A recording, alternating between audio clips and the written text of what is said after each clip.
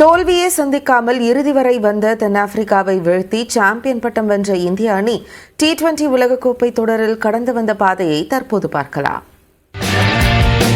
நடப்பு T20 உலகக்கோப்பை cricket தொடர் லீக், சூப்பர் 8, அரையிறுதி, இறுதிப் போட்டி என்ற வடிவத்தில் நடத்தப்பட்டது. அந்த வகையில் 20 அணிகள் பங்கேற்றதில் 5 அணிகளாக 4 குரூப்கள் பிரிக்கப்பட்டன. இதில் இந்திய அணி இடம்பெற்றிருந்த ஏ பிரிவில் பாகிஸ்தான், அமெரிக்கா, கனடா, அயர்லாந்து ஆகிய அணிகள் இடம்பெற்றிருந்தன.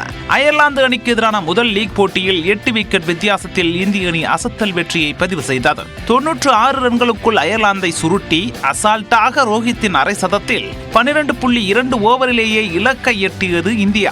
பெரிதும் எதிர்பார்க்கப்பட்ட பாகிஸ்தான் அணிக்கு எதிரான இரண்டாவது லீக் போட்டியில் 6 ரன் வித்தியாசத்தில் திரில் வெற்றி பெற்று பாகிஸ்தானை வீட்டுக்கு அனுப்பியது.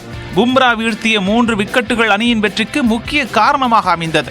அமெரிக்காவிற்கு எதிரான மூன்றாவது போட்டியில் 7 விக்கெட் வித்தியாசத்தில் எளிதில் வெற்றியை வசப்படுத்தி ஹாட்ரிக் வெற்றியை ருசித்தது இந்திய அணி.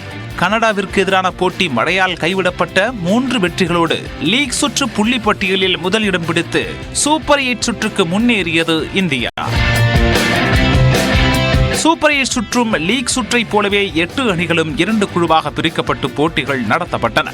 அதன் அடிப்படையில் இந்திய அணியுடன் ஆஸ்திரேலியா, ஆப்கானிஸ்தான், வங்கதேசம் என குரூப் 1 3 அணிகள் சேர்ந்து கொள்ள 3ஐயும் அசால்ட்டாக வீழ்த்தி சூப்பர் 8 சுற்றிலும் முதலிடம் பிடித்தது இந்தியா. முதல் போட்டியில் ஆப்கானிஸ்தானை 47 ரன்கள் வித்தியாசத்திலும், இரண்டாவது போட்டியில் வங்கதேசத்தை 50 ரன்கள் வித்தியாசத்திலும் வீழ்த்தி அரையிறுதி வாய்ப்பை பிரகாசப்படுத்தியது. பலம் வாய்ந்த ஆஸ்திரேலியாவிற்கு எதிரான போட்டியில் 24 ரன்கள் வித்தியாசத்தில் வெற்றியை வசப்படுத்தி 2023 உலகக்கோப்பை ஃபைனல் தோல்விக்கு பழிதீர்த்ததுடன் மீண்டும் ஹாட்ரிக் வெற்றியை பதிவு செய்து அசத்தியது இந்தியா.